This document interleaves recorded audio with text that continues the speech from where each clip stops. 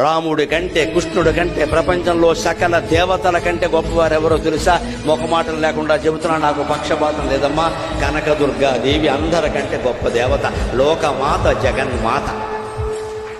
లలితాదేవిని మించినటువంటి భగవత్ శక్తి ప్రపంచం మొత్తం మీద లేదు. ఏ దేవుడు శక్తినైనా మనం సందేహించవచ్చు, కానీ లలితాదేవి శక్తి పరాకాష్ఠ. ఇంకా పరాశక్తి పరాకాష్ఠ. ఆవిడ అత్యంత శక్తివంతుడు.